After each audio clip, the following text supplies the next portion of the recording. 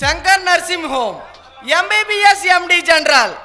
క్యాప్షన్లో మీ ప్రాణాలకు మాదే బాధ్యత అంటూ పేషెంట్ల ప్రాణాలతో వ్యాపారాలు సాగిస్తున్నారా అన్నగారు? ఎవర్రా అది? రే తమ్ముడు, నువ్వేంట్రా ఎలా వచ్చావు? తనిఖీ చేయడానికి, తప్పుడు పనులు చేసే వారి తాట తీసి సెల్లో వేసి విరగ తీయడానికి. నా అనుమతి లేకుండా నా హాస్పిటల్ తనిఖీ చేయడానికి ఎవడిచ్చాడ్రా నీకు పర్మిషన్? మీ హాస్పిటల్లో కిడ్నీలు తీసి ఇడ్లీలా భారీ లెవెల్లో అమ్మేస్తున్నారంట. కల్తీ మందులు తయారు చేసి విదేశీలకి ఎక్స్పోర్ట్ చేస్తున్నారంట. నాకు ఇన్ఫర్మేషన్ వచ్చింది, అందుకే వచ్చాను. ఏ తమ్ముడు, నీకెవడో తప్పుడు ఇన్ఫర్మేషన్ ఇచ్చినట్టున్నాడు రా. నిన్ను ఆట పట్టించడానికి రాంగ్ కాల్ చేసినట్లున్నాడు. అది రాంగ్ కాలో రైట్ కాలో ఇప్పుడే తెలుస్తాను. అంటే ఈ అన్నయ్య మాట నమ్మవా తమ్ముడు? నిజాన్ని నమ్మించడానికి భయం ఎందుకన్నయ్య? అడ్డు తప్పుకో. అడ్డు తప్పుకోకపోతే అన్నయ్య, వ్యర్థమైన వాదనలతో అనర్థాలు కొని తెచ్చుకోకు.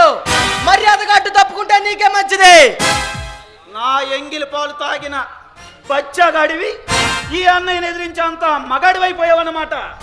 ఇప్పుడు ఇంతసేపు అన్నయ్యవని ఆలోచించాను, లేదంటే మార్కండ తేజంతో బుగ్గు చేసి వాడి తలరాతల్ని మార్చేవాడిని.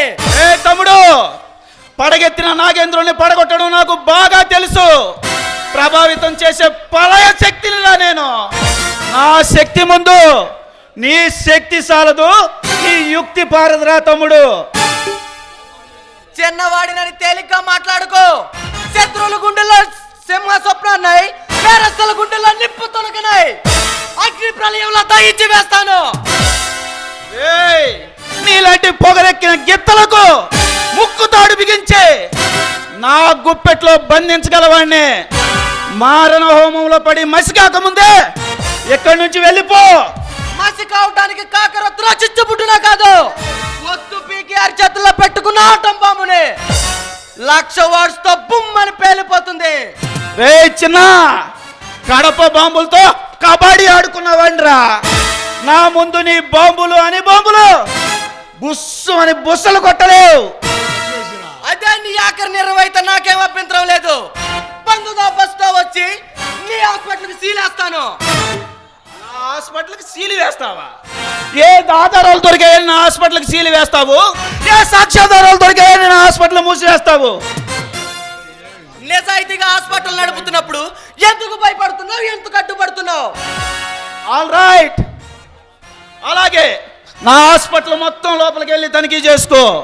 ఏ ఒక్క ఆధారం కనిపించినా మీ పోలీస్ డిపార్ట్మెంట్కి నేను సరెండర్ అవుతాను. చూపించకపోతే నీ కాళ్ళు పట్టుకొని క్షమాపణ చెప్తాను. నాన్నగారి పేరుతో హాస్పిటల్ నడుపుతున్న గొప్పవాడివని, నిజాయితీకి నిలువుటద్దవని సాటి చెప్తాను. సరేనా?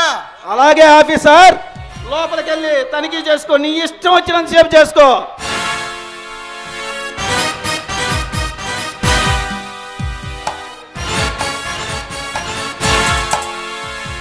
ఏ ఆఫీసర్ గారు, నీరసంగా వస్తున్నారు. లోపల ఏమి దొరకలేదా?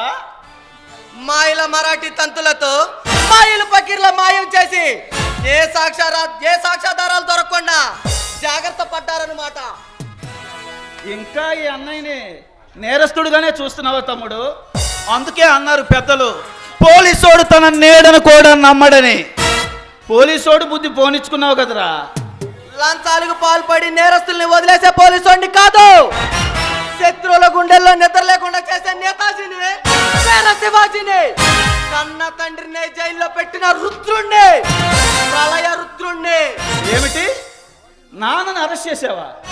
ఎందుకు అరెస్ట్ చేసావు? కార్మిక నాయకుడు సూర్యాన్ని చంపినందుకు. ఆయన చంపడం నువ్వు చూసావా? చూడలేదు. మరి ఎందుకు అరెస్ట్ చేసావు? సాక్ష్యాధారాలు బలంగా ఉన్నాయి కాబట్టి. ఏమిటో ఆ సాక్ష్యాధారాలు? భూపతి రాయుడు, సుయోధన్ రావు అంటే ఆ నేరం వాళ్ళే చేసి దాన్ని నాన్న మీదకి నెట్టారేమో. నేనంత అమాయకుణ్ణి కాదు, నాన్న చేతుల కత్తిని చూశాను. మన కంటికి కనిపించేయని నిజాలు అనుకుంటే ఎలా రా తమ్ముడు? వాళ్ళే ఆ నేరం చేసి ఆ కత్తిని నాన్న చేతిలో పెట్టుండొచ్చు కదా. అయ్యో, నిజ నిజాలు తెలుసుకోకుండా నాన్నగారిని అరెస్ట్ చేసి చాలా పెద్ద తప్పు చేసావు. రేపటికల్లా నాన్నగారిని విడుదల చెయ్యకపోతే నేను రంగంలోకి దిగాల్సి వస్తుంది. జాగ్రత్త. నీ కాడకి వచ్చేసరికి నా అడ్డు పెట్టుకొని తప్పించుకోవాలని చూస్తున్నావా? నా దృష్టిలో కొడుకైనా తమ్ముడైనా అన్నైనా నా కటకటాల్లో పెట్టి కాకి బట్టల పవర్ ఏంటో చూపిస్తాను.